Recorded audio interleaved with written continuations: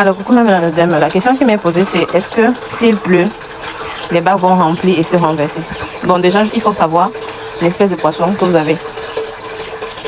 Le débit d'eau que vous deviez toujours régler dans vos bacs, en fait. Ça va dépendre de l'espèce de poisson que vous avez disponible. D'accord? S'il pleut, les bacs ne peuvent pas remplir au point de se verser. Déjà, c'est un. Et des deux, la quantité d'eau que vous voyez ici, là, dans cette bac-là, c'est tout simplement parce que quand j'ai réglé. Oh, come back here! Come back here! Very fast! Come back! Chief! Vous venez soit. Voilà. Et là, les deux ans, la quantité d'eau que j'ai réglée. Quand j'ai ouvert. Lorsque j'ai ouvert. Dans cette bac-là, les débits d'eau que j'ai réglé hier avant de sortir. Parce que le bac d'abord c'est 5 mètres cubes. Je ne peux pas m'assabler à dire que je vais m'asseoir toute la journée, attendre que le bac se remplisse, d'accord? Donc quand j'ai réglé le débit d'eau, c'était prévu pour que je rentre maxi à 20 heures pour atteindre le niveau de ici là comme ça, le dernier niveau du fer là, au moins c'est là-bas, d'accord? Mais étant donné que j'ai plus duré, je suis rentrée à 23 heures, le débit d'eau a plus augmenté. Voilà. Et comme je sais officiellement que dans ce bac là, il y a les hommes et puis il y a les femmes. Immédiatement, j'ai retiré le filet de protection, tout simplement parce que, vous voyez ce petit malin là, ici à côté. Un temps de mouvement, vous allez voir. En fait, c'est un homme. Il ne réfléchit pas beaucoup. C'est un homme, il ne réfléchit pas beaucoup. Donc, un temps de mouvement, vous allez constater que he's going to be trapped inside that net. Donc, il sera calé dans le filet, étant donné que déjà l'eau traverse le filet, d'accord? L'eau dépasse le filet qui est en haut là.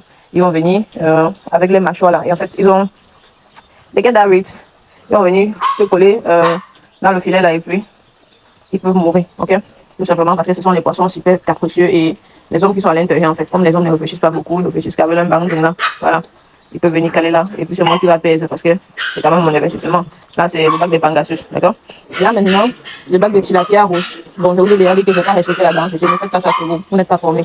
Donc du coup, ne prenez pas le risque de faire la même chose chez vous, vous n'êtes pas formé. Voilà. Ne venez pas dire que c'est les Indes qui ont dit qu'on fait comme ça, vous n'êtes pas formé donc vous faites le risque là.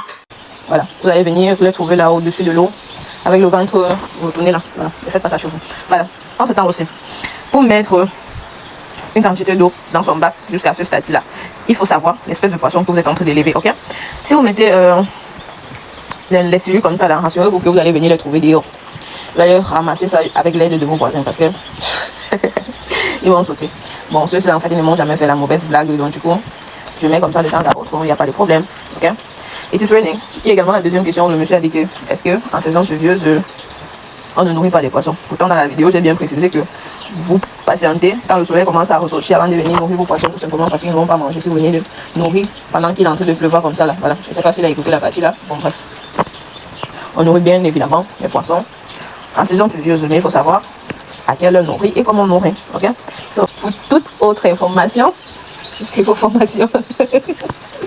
Je n'ai pas dormi. C'est que vous êtes en train de faire pendant qu'il est en train de pleuvoir. Ça ne nous concerne pas. Nous, les pisciculteurs, on se couche en dehors. Ok? So, cheers. Bien, petit exemple de ce que je venais de vous dire. Ok? Quand je dis que les hommes ne réfléchissent pas. Voilà exactement un là-bas, un Pangasus qui est venu caler dans le filet. Là maintenant, il est mort. Pas parce qu'il y a un manque d'oxygène. Il est mort simplement par un stress psychologique. D'accord? Il a stressé quand il est venu caler dans le filet. Ce sont les hommes. Ils ne peuvent pas réfléchir. Vous ne pouvez pas voir les femelles Pangasus en train de faire les bêtises là. Elles doivent rester en bas du bac. Attendre que la pluie passe. Attendre qu'on arrange le filet. Comme ce sont les hommes, si ce n'est pas avec leur pied du milieu là qui réfléchissent, ils ne peuvent pas réfléchir. Voilà 500 qui est mort comme ça là. Un villageois, il connaît comment on travaille l'argent là. Il est mort là par asphyxie cérébrale. Le fait de croire qu'il n'y a pas d'oxygène. Pourtant il y en a, tout simplement parce que vous vous êtes retrouvé dans une situation un peu compliquée.